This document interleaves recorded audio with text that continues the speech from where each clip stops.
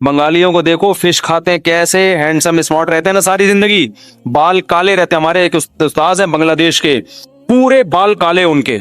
मैंने कहा आपकी उम्र कितनी? उन्होंने कहा पता नहीं 46 साल 48 साल। ऐसे घनी काली दाढ़ी, ये किसका कमाल है? फिश का। मछली खा रहे हैं दबा के। हमारे यहाँ मछली डॉक्टर के मशवरे पर हफ्ते में 1 दिन, क्योंकि दोबारा खरीदते हुए जान निकलती है, यार मछली कैसे खरीदें, यार मछली कैसे। तो भाई ये कुदरती चीजें, इन पे पैसा खर्च करो अल्लाह के बंदो। शहद खाओ, क्या खाओ?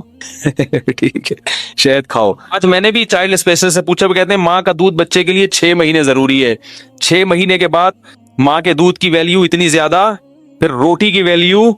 इसलिए मैं कहता हूँ बच्चों को 6 महीने के बाद रोटी का टुकड़ा पकड़ा दिया करो, बोला बेटा आप रोटी पे आ जा डायरेक्ट। क्योंकि बच्चा फिर भी अगर दूध पीता है ना तो पेट भर जाता है, फिर वो रोटी नहीं खाता, भूख खत्म हो जाती है। जब रोटी नहीं खाएगा तो बड़ा नहीं होगा। चाइल्ड स्पेशलिस्ट ने मुझे ये भी बताया, उसने कहा देखो मौलवी साहब, आप अगर रोजाना 2-2 किलो दूध पी लो तो क्या ताकत आएगी जिस्म में? रोटी खाना छोड़ दो अगर। मैंने कहा नहीं भाई, वो तो मरने लगेंगे। तो उसने कहा रोटी में अल्लाह ने क्या रखी है? दूध एक एक्स्ट्रा चीज है। खांचा वाचा अगर कहीं मैदे का खाली रह गया है, जो रोटी वहां तक पहुंच नहीं सकी, तो खांचे भरने के लिए क्या किया जाता है आखिर में? दूध पी लो। दूध असल नहीं है। ये जो जानवरों को जो चारा खिलाया जाता है ना, एक वक्त तक बच्चे को, जानवर के बच्चे को दूध पे फौरन दाने पे ले आते हैं।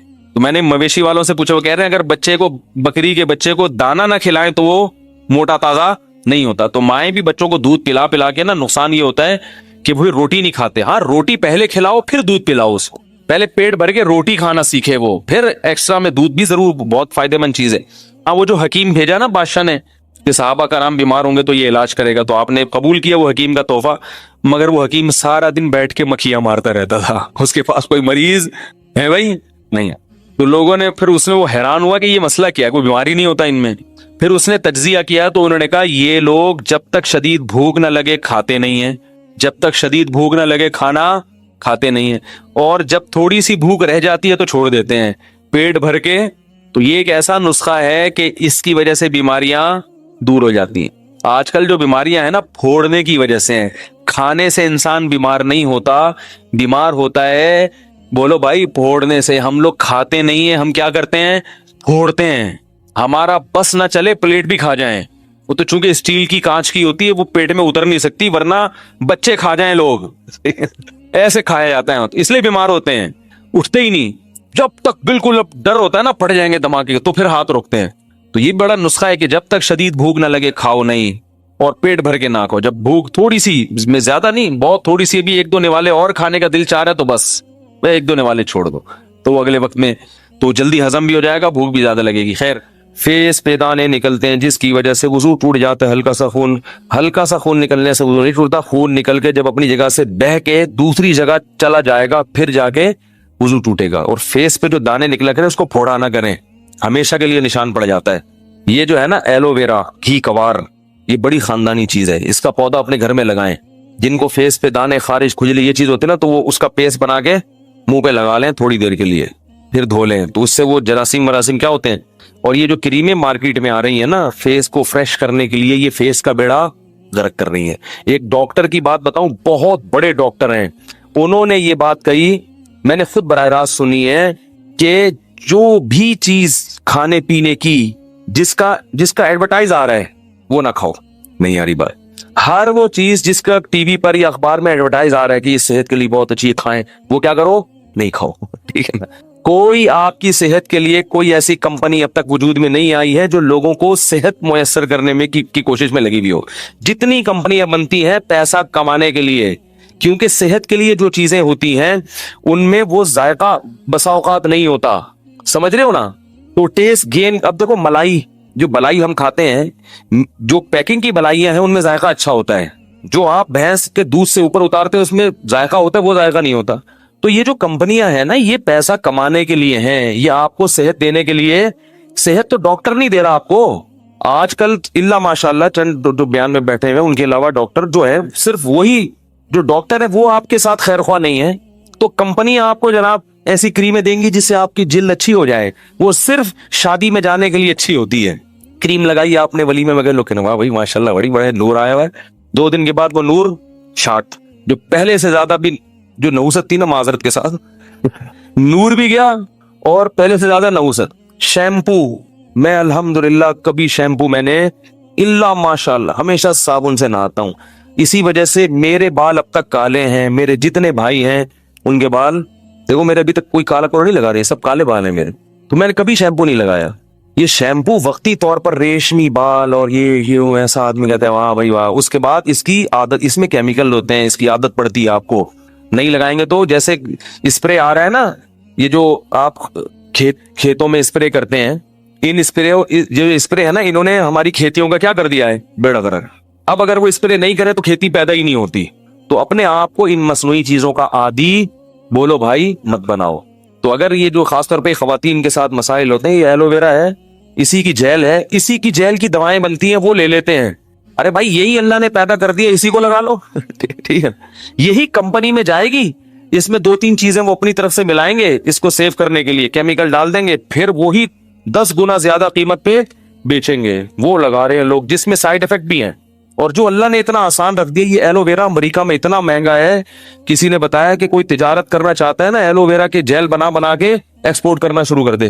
اور ہمارے ہاں یہ جگہ جگہ اگا ہوا ہوتا ہے. اس دن میں احسن آباد سے گزر رہا تھا, ایک آدمی نے اتنے ایلو ویرا کے پودے لا کے پھینکے, بولے یار یہ میں نے اٹھا لیے. وہ میں نے لے بھائی, میں نے اپنے سب بچوں کو لے جا کے نا چمچے سے بھر کے کھلا دی. میں نے کہا کھا لو, کیونکہ یہ اس میں بڑے پروٹین ہوتے ہیں, بچوں کے لیے بہت مفید ہے یہ. تو اس طرح کی قدرتی چیزیں استعمال کر لیں. شیمپو ویمپو کی بجائے سر میں دہی لگا لیں, معذرت کے ساتھ, صحیح اپنے خرچے پہ انڈا ونڈا لگا لیں. تو شیمپو بھی کرنے تو کر لیں, گھر میں پھٹے بازی نہ کریں جا کے. وہ ایسا ہوتا ہے خواتین کے فون آتے ہیں, میاں نے شیمپو کی بوتلیں توڑ دی آپ کا بیان سن کے. اب اتنا نہ کریں, وہ استعمال اگر کر رہی ہے تو کرنے دیں, اس کو سمجھا دیں بیگم اس سے وقتی فائدہ ہے, باقی فائدہ نہیں ہے. مان جائے ٹھیک ہے, نہیں مانے تو بس چلو لے آؤ شیمپو لے آؤ. کوئی حلال و حرام کا مسئلہ نہیں ہے, کوئی جنت, اور یہ نہیں کہ جو شیمپو نہیں لگائے گا وہ جنت میں جائے گا اور جو شیمپو لگائے وہ کہاں جائے گا, جہنم. اتنا بڑا مسئلہ نہیں. چور بازار سے خریدے ہوئے سامان کا کیا حکم ہے؟ سامان ابھی خریدا ہے, استعمال نہیں کیا ہے, کیا کریں؟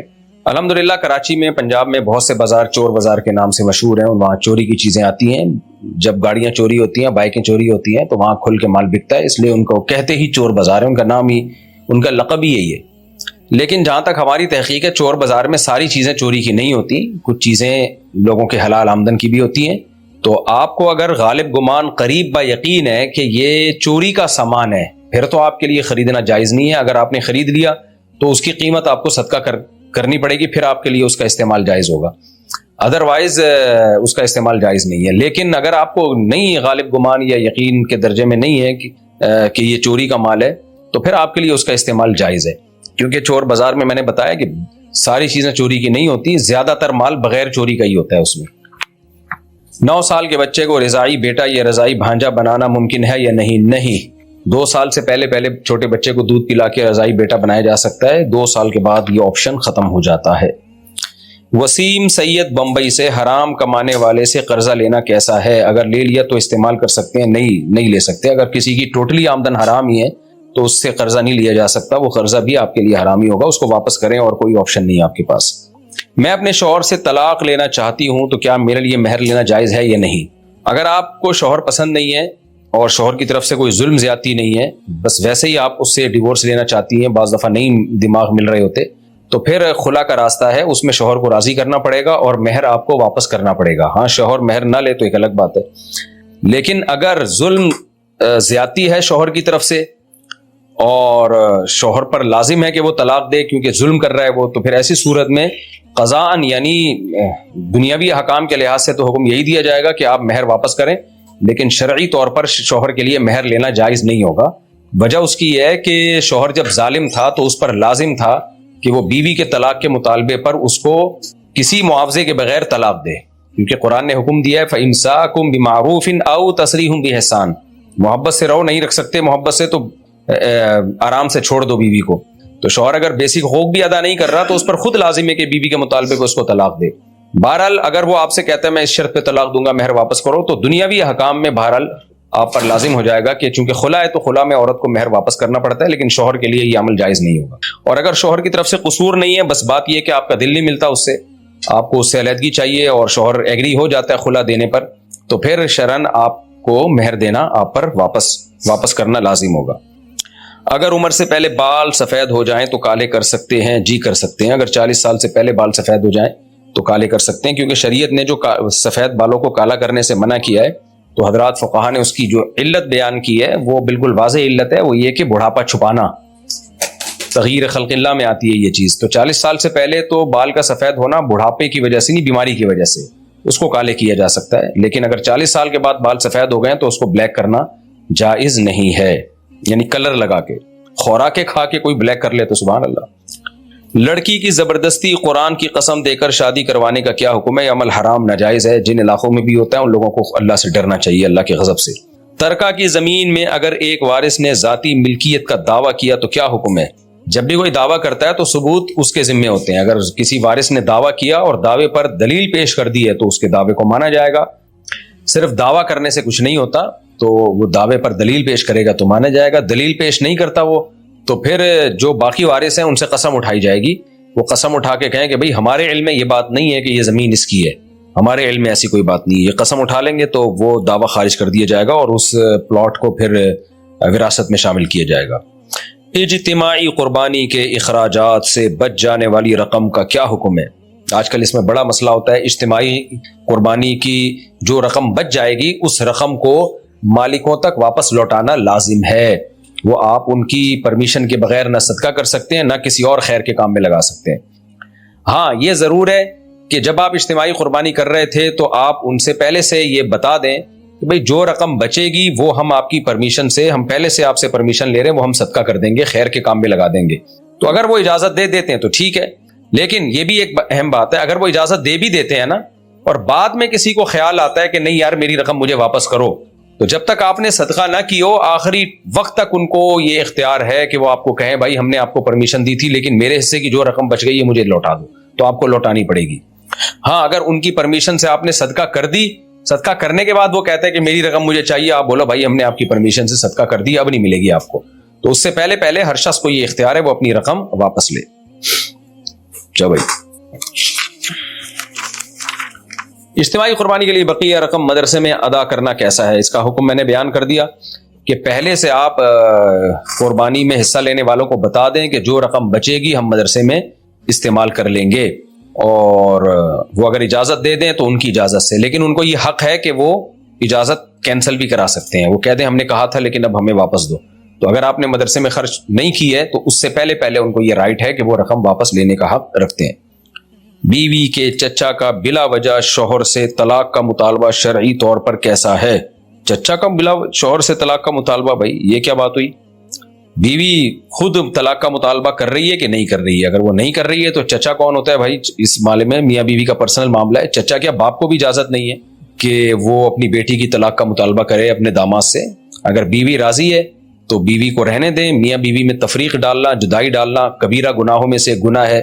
نبی صلی اللہ علیہ وسلم نے فرمایا شیطان اپنا عرش پانی پہ بچھاتا ہے اور رپورٹ طلب کرتا ہے، پوچھتا ہے تم نے کیا کیا، تم نے کیا کیا، ایک کہتا ہے میں نے یہ گناہ کروایا، ایک کہتا ہے میں نے یہ گناہ کروایا، صحیح حدیث ہے، شیطان کہتا ہے کچھ بھی نہیں کروایا تو نے، ایک آ کے کہتا ہے میں نے میاں بیوی میں جدائی ڈال دی ہے، شیطان اسے گلے لگاتا ہے، بولتا تو کام کر کے آیا اصل میں، تو اتنا بڑا جرم ہے۔ اس لیے ہاں اگر عورت شوہر سے طلاق کا مطالبہ کر رہی ہے تو پھر اس میں دیکھا جائے گا کہ معقول ریزن ہے یا نہیں ہے، اگر معقول ریزن نہیں ہے تو اس پہ بھی نبی صلی اللہ علیہ وسلم نے وعید سنائی ہے کہ بلا وجہ عورت کا طلاق کا مطالبہ کرنا، یہ ایسی عورتوں کو منافقات میں شامل کیا گیا ہے۔ لیکن اگر کوئی معقول ریزن ہے تو پھر طلاق کا مطالبہ جائز ہے، باقی وہ پھر شوہر کو اختیار ہے کہ وہ طلاق دیتا ہے کہ نہیں دیتا۔ وقف شدہ زمین کو بیچ کر دوسری جگہ مسجد خریدنا جائز ہے؟ وقف شدہ زمین اگر کسی نے وقف کی تھی، جس کام کے لیے وقف کی تھی اب وہ وہیں یوز ہوگی، وہیں پر گھر بنے گا یا مسجد بنے گی یا جو بھی ہوگا اسی خیر کے کاموں میں، تو اس کا بیچنا ٹھیک نہیں ہے، وہ زندگی قیامت تک کے لیے وقف ہو گئی ہے جس کام کے لیے وقف کی تھی۔ ایک ہوتا ہے وقف کے لیے وقف کرنا، جیسے ایک زمین ہے یا مدرسہ ہے، اس کے لیے کسی نے زمین وقف کی کہ اس زمین کو اس مدرسے کے فائدے میں استعمال کیا جائے گا، اور یعنی اس کے کاموں میں، تو پھر ان کاموں میں سے ایک کام یہ بھی ہے کہ زمین بیچی بھی جا سکتی ہے اور زمین کو مدرسے کے لیے استعمال بھی کیا جا سکتا ہے۔ تو ایک تو مین زمین ہوتی ہے نا جو اس کام کے لیے وقف ہوتی ہے کہ مدرسہ بنے گا یا مسجد بنے گی، اس کو تو چینجیبل نہیں ہے وہ، لیکن اس وقف کی ملکیت میں بہت ساری چیزیں ہوتی ہیں، ان ملکیت جو مملوکہ چیزیں ہیں وقف کی، ان مملوکہ چیزوں کو وقف کے فائدے کے لیے کسی بھی طرح سے استعمال کیا جا سکتا ہے، وہ بھی ضرورت میں، کیونکہ جیسے مسجد میں کسی نے وقف کر دیے جائے نمازیں وقف کر دی, دریاں وقف کر دی, تو وہ بھی بلا ضرورت بیچنا اس کا بھی جائز نہیں ہے. ہاں اگر ضرورت ہوگی تو بیچ سکتے ہیں. گٹکا یا ماوا سے حاصل کی گئی آمدن کا کیا حکم ہے؟ جائز نہیں ہے, کیونکہ یہ بہت سخت صحت کے لیے نقصان دہ چیزیں ہیں اور اس سے منہ کا کینسر ہوتا ہے اور غلاظت بھی ہے, گندگی بھی ہے. تو اس کو سگریٹ پہ قیاس نہیں کیا جا سکتا. سگریٹ کا بھی نقصان ہے لیکن اتنے خطرناک لیول کا نہیں ہے, اور نقصان بھی ہر ایک کو ہوتا نہیں ہے, لیکن گٹکا ماوا کا تو بہت زیادہ نقصان ہے. قصائی سے قربانی کا گوشت خریدنا شرعی طور پر جائز ہے. قربانی جو بھی کرتا ہے اس کے لیے جائز نہیں ہے کہ قربانی کا گوشت بیچے, یا تو خود کھائے یا ثواب کے لیے یعنی صدقہ کر دے اس کو. ہاں جس کو صدقہ کیا ہے پھر وہ اس کا مالک ہے, پھر وہ اس کو بیچ بھی سکتا ہے. تو اگر آپ نے قربانی کا گوشت صدقہ کر دیا, پھر غریب نے کھانے کے بجائے قصائی کو بیچ دیا, پھر قصائی وہی گوشت بیچ رہا ہے, تو جائز ہے. ویب سائٹ یا بلاگ پتہ نہیں کیا لکھا ہوا ہے پر اشتہارات لگا کر کمائی کرنا کیسا ہے؟ جائز اشتہار ہے تو اس کی کمائی جائز ہے. موبائل ایپ میں اشتہارات لگا کر آمدنی حاصل کرنا جائز ہے؟ جی جائز ہے. اشتہار شراب کی آمدن وغیرہ کا نہ ہو, یعنی شراب کا نہ ہو, یعنی کسی حرام چیز کو پروموٹ کرنے کا اشتہار نہیں ہونا چاہیے. غیر مسلم کو زکوٰۃ دینا جائز ہے؟ نہیں جی, غیر مسلم کو ویسے آپ جنرلی ڈونیشن دے سکتے ہیں, صدقہ خیرات دے سکتے ہیں, لیکن زکوٰۃ صرف مسلمانوں کو دی جا سکتی ہے. تصویر یا خاکے بنا کر بیچنا شرعی طور پر کیسا ہے؟ جاندار کے چہرے کی تصویر, اس کے مختلف درجات ہیں. سب سے زیادہ حرام تصویر وہ ہے جو مجسمے کی شکل میں ہو, بت کی شکل میں ہو. جیسے آج کل کپڑوں کی دکانوں پر مجسمے رکھے ہوتے ہیں, پورے چہرے کی تصویر ہوتی ہے, وہ سب سے حرام درجہ ہے. اس کے بعد وہ تصویر ہے جو ہاتھ سے بنائی جائے, چہرے, آنکھ, ناک, کان بنائے جائیں, تو یہ بھی حرام, یعنی دوسرے درجے میں سب سے حرام تصویر میں آتی ہے یہ. اس کے بعد وہ تصویر ہے جو کیمرے سے آپ لیتے ہیں اور کیپچر کرتے ہیں اور اس کا پرنٹ نکال لیتے ہیں, تو اس کے حرام ہونے میں اختلاف ہے. راجح بات یہی ہے کہ یہ بھی ناجائز ہے, لیکن چونکہ اختلافی مسئلہ ہے اس لیے اس کی حرمت کم درجے کی ہو گئی ہے. اور آخری تصویر رہتی ہے ڈیجیٹل کیمرے کی تصویر, تو اس میں تو بہت زیادہ اختلاف ہے. کچھ علماء اس کو تصویر سرے سے مانتے ہی نہیں ہے, ہماری بھی یہی رائے ہے کہ یہ تصویر میں داخل نہیں ہے, اور کچھ علماء کہتے ہیں تصویر میں داخل ہے لیکن ضرورت اور ابتدا کی وجہ سے جائز ہے, اور کچھ اس کو ناجائز کہتے ہیں. اس میں ہماری رائے یہی ہے کہ اس کا یہ جائز ہے. اس پہ دلائل میں کئی بار ریکارڈ کروا چکا ہوں. تو خلاصہ یہ نکلا کہ سب سے زیادہ حرام درجے کی تصویر جو مجسمہ ہوتا ہے وہ ہے, اس میں چہرے کی تصویر. اس کے بعد دوسرے درجے پہ جو ہاتھ سے بنائی گئی تصویر ہوتی ہے. تو یہ جو تصویر یا خاکے بنا کر اگر آپ بیچتے ہیں اور چہرے کی تصویر ہے, واضح تصویر ہوتی ہے, تو یہ حرام اور ناجائز ہے. بغیر ولی کے نکاح کی کیا حیثیت ہے؟ اختلافی مسئلہ ہے, احادیث دونوں طرف ہیں, دلائل کے ساتھ میں یہ مسئلہ ریکارڈ کروا چکا ہوں. کبھی دوبارہ موقع ملا مزید ریکارڈ کروا دوں گا. تو احناف کے نزدیک جائز ہے, مگر یعنی اس قابل تعریف عمل نہیں ہے, اس لیے اس کو سوسائٹی میں پروموٹ نہیں کرنا چاہیے. ہاں جہاں شدید ضرورت ہو, باپ بیٹی پہ ظلم کر رہا ہو, اس کی شادی نہ کر رہا ہو, جیسے بعض علاقوں میں ایسا ہوتا ہے, تو پھر اس میں کوئی کراہت نہیں ہے, بغیر ولی کے بھی نکاح کیا جا سکتا ہے. باقی شرعی مسئلہ کیا ہے کہ لڑکا اگر لڑکی کے ہم پلہ ہے, جوڑ کا رشتہ ہے, اور لڑکی نے ولی کی اجازت کے بغیر نکاح کر لیا, بالغ لڑکی نے, نکاح ہو جائے گا. باقی ائمہ کے نزدیک نہیں ہوتا, احناف کے نزدیک ہو جاتا ہے. دلائل دونوں طرف ہیں, میں نے بتایا. احناف کی مشہور دلیل قرآن کی آیت ہے حتی تنکح زوجا غیرہ, اس میں اللہ نے عورت کی طرف نکاح کی نسبت کی. اگر ولی کی اجازت کے بغیر نکاح جائز نہ ہوتا تو اللہ عورت کی طرف نکاح کی نسبت نہ کرتے کہ وہ اپنا نکاح کر لے, بلکہ یوں کہتے کہ اس کا نکاح کروا نہ دیا جائے. اور دوسرا بخاری کی حدیث ہے, نبی کی خدمت میں خاتون آئی, ان عرض کیا یا رسول اللہ میں آپ سے نکاح کرنا چاہتی ہوں, تو آپ نے ان کا کسی اور سے نکاح کرا دیا. تو حالانکہ آپ نے ان سے نہیں پوچھا کہ تم ولی کی اجازت لے کے آئی ہو کہ نہیں لے کے آئی ہو. اور وہ جو حدیث ہے لا نکاح الا بولی, ولی کے بغیر نکاح نہیں ہوتا, تو اس حدیث کا ان احادیث کی روشنی میں جواب یہ ہے کہ یا تو وہ اس پر محمول ہے کہ یہ عمل قابل تعریف نہیں ہے, تو تشدیداً منع کیا ہے کہ شریف خاندانوں میں ایسا نہیں ہوتا. جیسے حدیث میں آتا ہے نا لا ایمان لمن لا عہد له, جو معاہدہ کر کے توڑ دے اس کا ایمان ہی نہیں ہے. تو یہ تھوڑی کہ وہ کافر ہو جائے گا, بلکہ حدیث کا مطلب ہے کامل درجے کا ایمان نہیں ہے. تو نکاح پراپر خاندانوں میں, اچھے خاندانوں میں ماں باپ کی یعنی باپ کی اجازت سے ہی ہوتا ہے. تو اس کی حوصلہ شکنی کی گئی ہے. یا ولی سے مراد یہ ہے کہ ولی سے باپ مراد نہیں, یہ خود وہ شخص مراد ہے, یعنی وہ عورت, اس کی مرضی سے نکاح نہیں ہو سکتا. کیونکہ ولی کی یہ جو مصداق ہے کہ باپ یا بھائی وغیرہ, یہ مصداق ولی کا ایک مصداق ہے, لیکن ولی کسی بھی چیز کے متولی کو بھی ولی کہا جاتا ہے. تو لا نکاح الا بولی کا مطلب یہ ہو گیا دوسرے دلائل کی روشنی میں کہ جو بھی کسی چیز کا متولی ہے اس کی پرمیشن کے بغیر اس کا نکاح نہیں ہو سکتا. تو اب کہنے کے حد تک تو یہ حدیث میں تعویل ہے, لیکن یہ حدیث میں تعویل حدیث ہی کی وجہ سے کی ہے, یہ صرف رائے برائے رائے نہیں ہے, دوسری احادیث اور قرآن کی آیت کی وجہ سے کی ہے. تو دلائل دونوں طرف فقہا کا کام ہوتا ہے اس موضوع سے متعلق تمام دلائل کو سامنے رکھ کر وہ فیصلہ کرتے ہیں. بہرحال اختلافی مسئلہ ہے. امام شافعی امام احمد کے نزدیک نہیں ہوتا نکاح. امام حنیفہ نے ان دلائل کی روشنی میں فتویٰ دیا کہ نکاح ہو جائے گا, لیکن بہرحال یہ قابل تعریف نہیں ہے. اس ضرورت کے وقت اس فتوے سے فائدہ اٹھانا چاہیے, اور ضرورت کیا ہے, جب باپ ظالم ہو. خفیہ نکاح جائز ہے یا نہیں ہے؟ دیکھیں, دو گواہوں کی موجودگی میں جب نکاح ہو گیا تو وہ خفیہ رہا نہیں ہے نا. دو بندے گواہ بن چکے ہیں, دو مسلمان, تو اس لیے نکاح خفیہ ہو ہی نہیں سکتا. کم سے کم دو گواہ ہوتے ہیں اس پہ. ہاں, یہ الگ بات ہے کہ اس کو اعلان کر کے دنیا کو بتایا نہیں. دو گواہوں کو پتا ہے, باقی دنیا میں کسی کو نہیں پتا. تو اس عمل کو قابل تعریف بہرحال نہیں کہا جائے گا, کیونکہ یہ بدگمانی کا اس سے موقع ملتا ہے. بدگمانی کا موقع یہ کہ آپ پکڑے گئے تو آپ کہہ رہے ہیں کہ میری بیوی ہے. اب لوگ کہیں گے ہو سکتا ہے تم نے گرل فرینڈ رکھی ہوئی ہو اور جب پکڑے گئے تو بیوی بول دیا اس کو. تو اس لیے حدیث میں حکم یہ ہے کہ اعلن النکاح, نکاح علی الاعلان کیا کرو, ساری دنیا کو بتاؤ یہ میری بیوی ہے. تو یہ قابل ترغیب عمل ہے یہ, یعنی اعلان کر کے نکاح کرنا. تو اس لیے چھپن چھپائی کھیلنا, اس کے سائیڈ افیکٹ بہت زیادہ ہیں. دوسرا نقصان اس میں یہ ہوتا ہے کہ آپ نے چپکے سے بس دو گواہوں کو بتایا, کسی کو پتا نہیں ہے. بیوی کے حقوق بھی مرد نہیں دیتے ہیں. جب کسی کو پتا نہیں ہوتا تو بیوی بھی بیچاری کہیں نہیں جا سکتی. جب تک مرد یعنی اس کا دل مرد کا دل بیوی کی طرف مائل ہے, وہ عیاشی کرتا ہے, پھر بعد میں اس کو بوجھ سمجھ کے چھوڑ دیتا ہے. پتا تو کسی کو ہوتا ہی نہیں کہ اس کی بیوی ہے, یہ چھوڑنا بھی آسان ہوتا ہے. تو یہ سائیڈ افیکٹ ہیں جس کی وجہ سے خفیہ نکاح کی حوصلہ شکنی کی جائے گی, اور شریعت میں ترغیب یہی ہے کہ کھلی اعلان نکاح کیا کرو. ہاں, البتہ یہ ضرور ہے کہ اگر مرد مجبور ہے یا میاں بیوی دونوں مجبور ہیں, ان کو یہ ڈر ہے کہ ہم نے نکاح کیا, ایک حلال کام ہے, لیکن نکاح کے نتیجے میں سوسائٹی ہمیں نہیں معاف کرے گی. آج آپ کو پتا ہے سوسائٹی زنا کرو کچھ بھی نہیں ہوتا, نکاح کرو تو ایک عذاب کھڑا ہو جاتا ہے. تو ایسی شدید مجبوری میں کوئی یہ کام کر رہا ہو تو ایک الگ بات ہے, لیکن نارملی بہرحال اس کی بدگمانی کا بھی موقع ہے اور بیوی کے حقوق ضائع ہونے کا بھی اس میں امکان ہوتا ہے. اس لیے نارملی اس عمل کی حوصلہ افزائی نہیں کی جائے گی, اور حدیث میں بھی اس کی ترغیب نہیں ہے. ترغیب علی الاعلان نکاح کرنے کی ہے. بیوی کے موبائل کی تلاشی لینا شرعن کیسا ہے؟ بلا وجہ موبائل جھانک تاک کرنا ٹھیک نہیں. اگر کوئی واقعی کسی کو کوئی ایسے قرائن ہیں جس سے بیوی پہ شک ہے, واقعی قرائن ہو, وہمی نہ ہو, کیونکہ بعض مرد وہمی ہوتے ہیں, وہ بلا وجہ ایک وہم سر پہ مسلط کر لیتے ہیں, شکی مزاجی ہوتے ہیں اور خام خواہ میں بیوی کے موبائل میں گھستے ہیں. بعض دفعہ یہ ہوتا ہے کہ اس کی کسی فرینڈ نے لڑکا بن کے کوئی میسج بھیج دیا ہوتا ہے, تو پھر بدگمانی کا شوہر کو موقع مل جاتا ہے. وہ ساری زندگی بیوی سے شک میں رہتا ہے, کیونکہ موبائل پر لوگ ایک دوسرے سے بے تکلفی کر رہے ہوتے ہیں, پرینک بھی کر رہے ہوتے ہیں, مذاق بھی کر رہے ہوتے ہیں. تو یہ شکی والے جو شوہر ہیں, یہ پھر ہمیشہ کے لیے ان کے دل میں بیوی کے بارے میں بال آ جاتا ہے.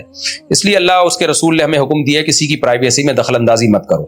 لیکن اگر واضح قرائن ہیں, آپ کو واقعی قرائن سے پتہ چل گیا, کچھ اندازہ ہو گیا, غالب گمان ہو گیا کہ بیگم کے ایٹیٹیوڈ اور اسٹائل کچھ ٹھیک نہیں ہے, تو پھر اس کے موبائل میں گھسنے میں کوئی حرج نہیں ہے, تاکہ بڑے نقصان سے آپ اپنے آپ کو بچائیں. تو جواب کا خلاصہ یہ نکلا کہ بلا وجہ اپنی بیویوں کے موبائلوں میں نہ گھسیں.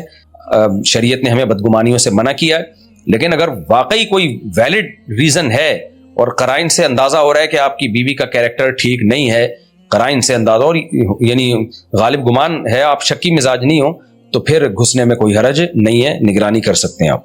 باقی گھسو گے کیسے؟ قرض واپس کرنے سے ٹال مٹول کی صورت میں شریعت کا کیا حکم ہے؟ نبی صلی اللہ علیہ وسلم نے ارشاد فرمایا, صحیح حدیث ہے, مطال الغنی یہ ظلم, جو آدمی قرض کی رقم واپس لوٹا سکتا ہے پھر بھی نہ لوٹائے تو وہ ظالم ہے, ظلم ہے, اور ظلم قیامت کے دن اندھیروں کی شکل میں ہوگا.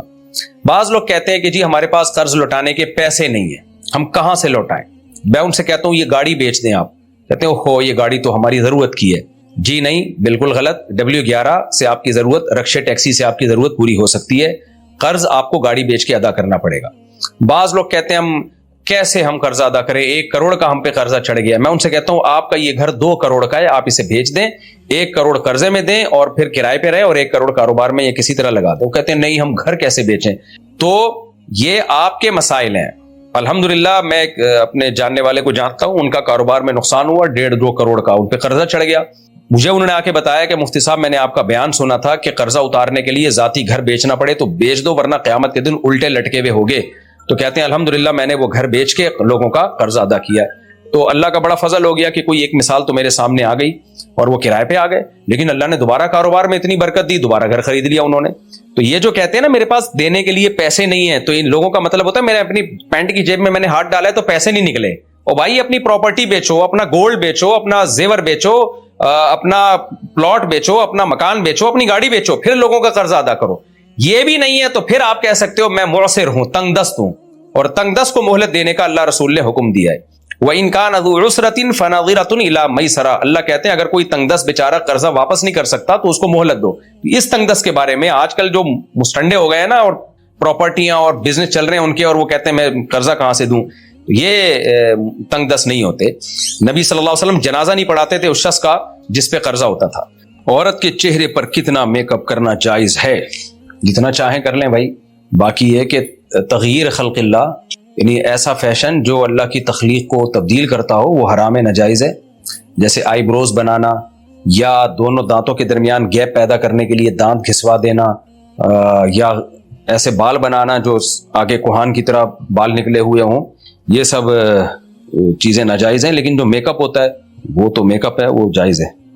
غیر مسلم کمپنی میں ملازمت کی شرعی حیثیت کیا ہے؟ جائز ہے اگر آپ کے ذمے جو کام لگا ہے وہ حرام نہ ہو. غیر مسلم کمپنی میں اگر آپ کے ذمے شراب بیچنا ہے تو وہ تو مسلم کمپنی میں بھی حرام ہے. تو اسلام اس کو نہیں دیکھتا کہ آپ غیر مسلم کمپنی میں ہیں یا مسلم کمپنی میں. اسلام یہ دیکھتا ہے کہ آپ جو کام کر رہے ہیں وہ حلال ہے یا حرام, یعنی جو پروڈکٹ بیچ رہے ہیں یا بیچنے میں تعاون کر رہے ہیں وہ کام جائز ہے یا ناجائز ہے.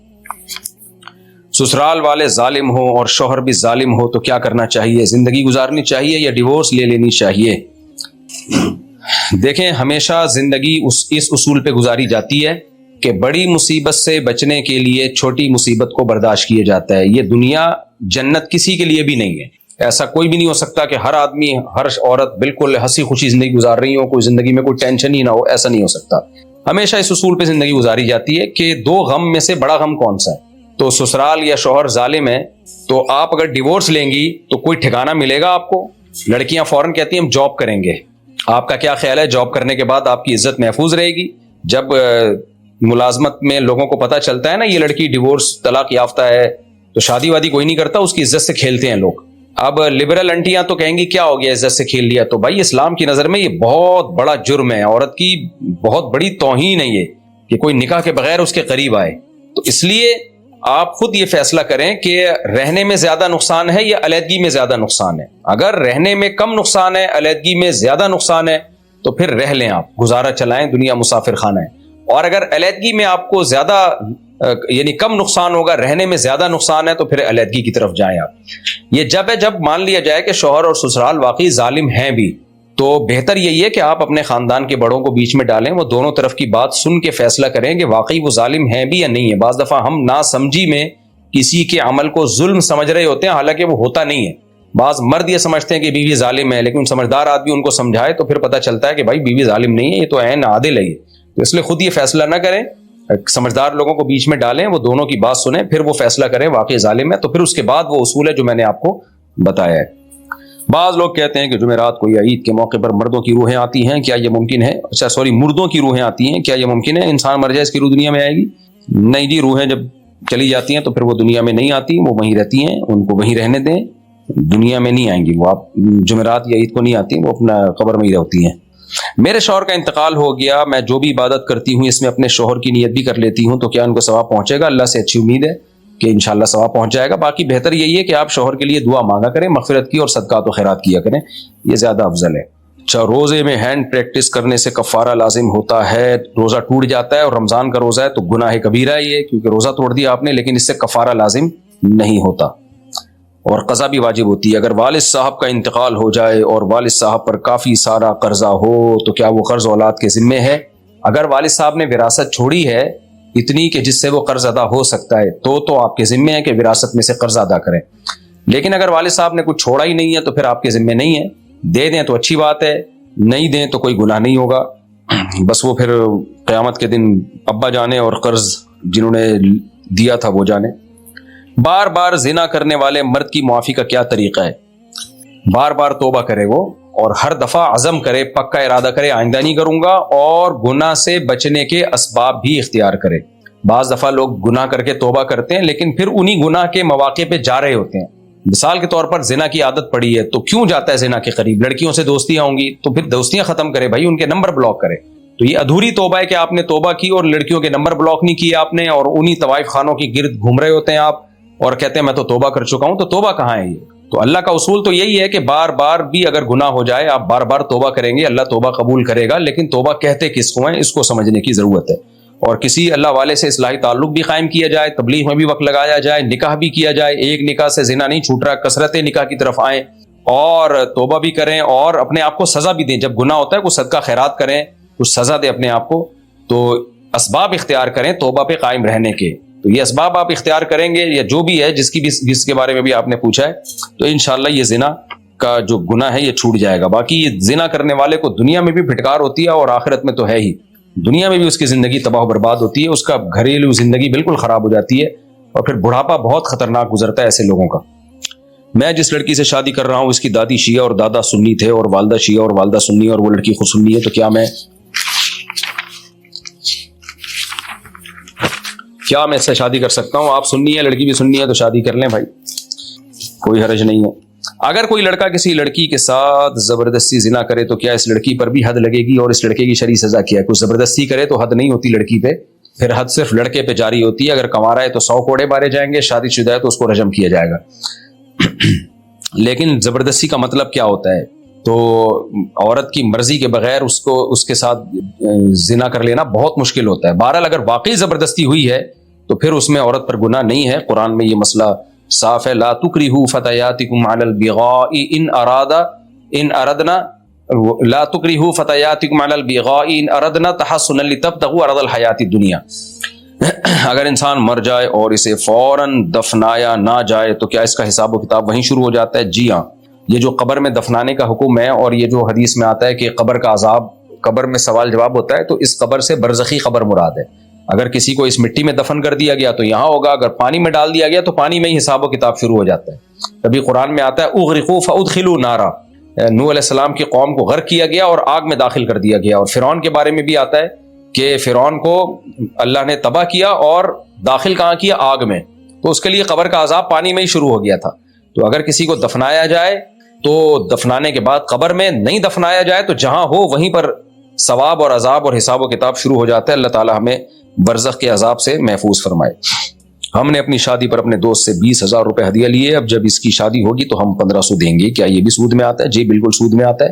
وجہ اس کی یہ کہ جو شادی بیاہ کے موقع پہ لین دین ہوتا ہے اس میں اکثر 100% نہیں, اکثر یہی ہوتا ہے کہ ہم اتنا دے رہے ہیں, تو کہنے کو تو وہ ہدیہ ہوتا ہے لیکن اصل میں ہوتا ہے ہماری جب شادی ہوگی تم نے لوٹانے ہیں. تو حضرات فقہاء نے مسئلہ بیان کیا, العبرۃ للمعانی لا للالفاظ. شریعت مقصد کو دیکھتی ہے, آپ کے الفاظ کو نہیں دیکھتی. مثال کے طور پر آپ کہتے ہیں موبائل میں نے آپ کو 1 لاکھ روپے میں ہدیہ دیا, تو ہے تو ہدیہ, لیکن 1 لاکھ روپے میں دے رہے ہو تو یہ خرید و فروخت ہے, یہ بیع و شراء ہے, تو ہدیہ نہیں ہے. یہ آپ کے ہدیہ کہنے سے ہدیہ نہیں بن جائے گا وہ. تو اسی طرح جب یہ نیوتا کی رسم ہے, یہ دیا جاتا ہے شادی میں, فلانے کی شادی پہ اتنا باقاعدہ لکھا جاتا ہے, ایک ایک کا نام ہوتا ہے, فلانے اتنے دیے تھے, جب اس کی شادی ہوگی تو ہمیں بھی دینے پڑیں گے, تو یہ ایک طرح کا قرضہ ہی ہے, اس لیے یہ جائز نہیں ہے. تو اس لیے اس رسم کو ختم کرنے کی کوشش کریں. اور اگر کسی نے گفٹ دینا ہی ہے تو دے کے بھول جائے, یہ نہ ہو کہ مجھے یہ واپس کرے گا, اس کو بتا دے بھائی واپس نہیں چاہیے. اور ویسے بھی جب آپ 2-2, 3-3, 4-4 شادیاں کریں گے تو لوگ آپ کو گفٹ دینا ویسے ہی چھوڑ دیں گے. لوگ بولیں گے ہماری ایک پہ اس نے 500 دیے تھے اور جب اس کی ہو رہی ہے تو ہمیں 4 دفعہ دینے پڑ رہے ہیں, تو ریٹ بڑھ جائیں گے, سارا بیلنس آؤٹ ہو جائے گا. تو 4 شادیوں کا ایک بڑا فائدہ یہ بھی ہے کہ اس سے یہ رسم انشاءاللہ ختم ہو جائے گی. کیا جس لباس کا پہننا جائز نہیں ہے اس لباس کا بیچنا بھی جائز نہیں ہے, جیسے عورتوں کے چھوٹے کپڑے وغیرہ؟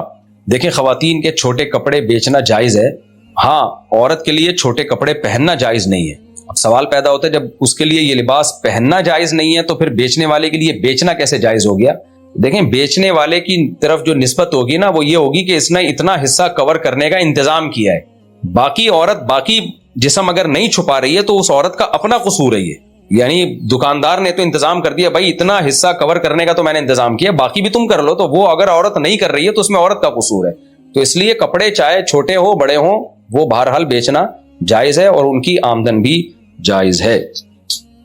مفتی صاحب, مرد اپنی اصلاح کسی بھی اللہ والے کی صحبت میں رہ کے کروا سکتے ہیں, خواتین اس معاملے میں کیا کریں, اپنی اصلاح کیسے کروائیں؟ خواتین بھی کسی بزرگ اللہ والے سے اصلاحی تعلق قائم رکھیں.